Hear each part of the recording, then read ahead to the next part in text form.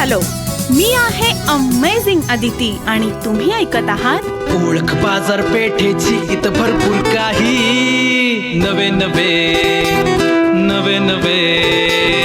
या. नमस्कार सर. नमस्कार सर, कालच्या भागात आपण कॅप राऊंड बद्दलची खूप छान आणि विस्तृत माहिती दिलीत. कॅप राऊंडचा विषय निघालाच आहे म्हणून मला एक प्रश्न विचारावासा वाटतो की कॅप राऊंड मध्ये अर्ज करत असताना महाविद्यालय कसं निवडावं? तज्ञांच्या मार्गदर्शनानुसार अशा काही गोष्टी समोर आलेल्या आहेत ज्या विद्यार्थी आणि पालकांनी जाणून घेणं गरजेचं आहे. सर्वात महत्त्वाची गोष्ट असते म्हणजे त्या महाविद्यालयातील शिक्षकांची पात्रता. All India council of technical एज्युकेशनच्या मानांकनानुसार शिक्षकांची नेमणूक ही अनिवार्य असते. दुसरा महत्त्वाचा मुद्दा राहतो की त्या महाविद्यालयामध्ये असणाऱ्या उपकरणांनी सज्ज असलेल्या प्रयोगशाळा त्या देखील चांगल्या प्रमाणात उपलब्ध असणं गरजेचं आहे. यामुळे विद्यार्थ्यांना तिथे अद्ययावत ज्ञान मिळण्यास मदत होते. त्याचबरोबर महाविद्यालयाचे असणारे ग्रंथ भांडार अर्थात लायब्ररी ही किती सक्षम आहे, किती चांगले संदर्भ ग्रंथ तिथे उपलब्ध आहेत हे देखील पाहणं गरजेचं. आजच्या काळामध्ये डिजिटल लायब्ररीची उपलब्धता आहे का हे देखील पालकांनी तपासून पाहणं अतिशय महत्त्वाचं.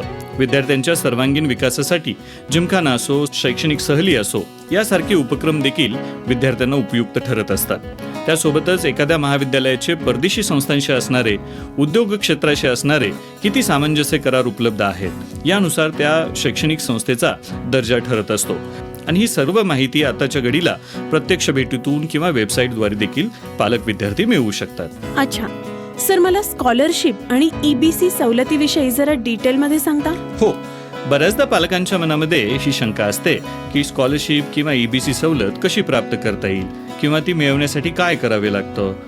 त्यामध्ये पहिली सर्वात महत्त्वाची गोष्ट असते ती म्हणजे आपल्या या महाविद्यालयामध्ये झालेला प्रवेश हा कोणत्याही कोर्सेससाठीचा असला तरी तो CET देऊन घेतलेला असला पाहिजे. म्हणजे कॉमन एंट्रन्स टेस्टमधून जर आपला प्रवेश निश्चित झाला असेल तर कॅप राऊंडच्या माध्यमातून त्या सर्व विद्यार्थ्यांना स्कॉलरशिप आणि EBCचा फायदा घेता येतो.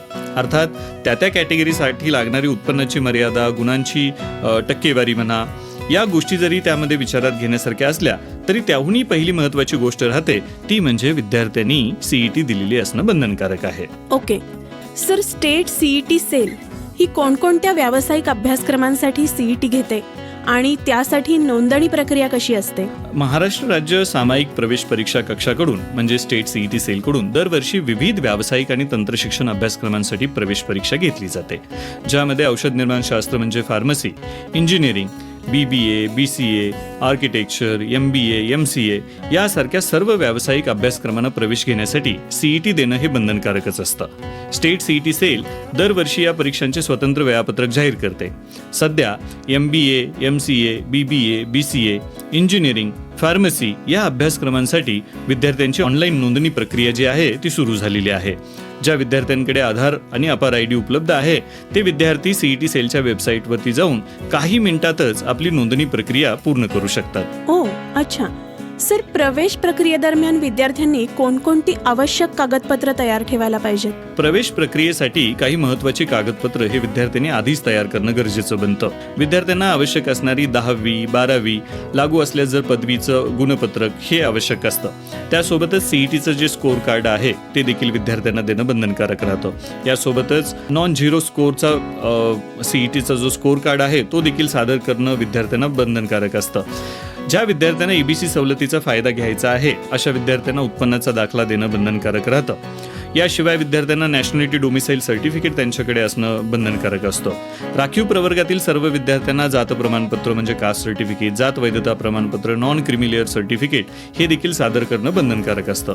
याशिवाय शाळा सोडल्याचा दाखला, महाराष्ट्र राज्याबाहेरील विद्यार्थ्यांसाठी मायग्रेशन सर्टिफिकेट, तसेच Aadhaar card, ration card, passport size photograph ही काही कागदपत्रे जे आहेत ते अद्ययावत स्वरूपात तयार ठेवणं आवश्यक आहे. अच्छा सर, खरंच खूप छान आणि सविस्तर माहिती दिल्याबद्दल खूप खूप धन्यवाद. नक्कीच ही माहिती यावर्षी प्रवेश घेऊ इच्छिणाऱ्या विद्यार्थ्यांसाठी खरंच खूपच उपयुक्त ठरेल. होय, यशोदा टेक्निकल कॅम्पस तुमच्या स्वप्नांना दिशा देण्यासाठी सदैव तयार आहे. Thank you so much sir. So friends, career निवडताना घाई न करता योग्य माहितीच्या आधारे निर्णय घ्या आणि त्यासाठी सातारची यशोदा टेक्निकल कॅम्पस सारखी संस्था तुमच्या यशाचा पाया मजबूत करू शकते. त्यासाठी संस्थेला प्रत्यक्ष भेट द्या किंवा संस्थेच्या वेबसाईटवरून आवश्यक माहिती जरूर मिळवा.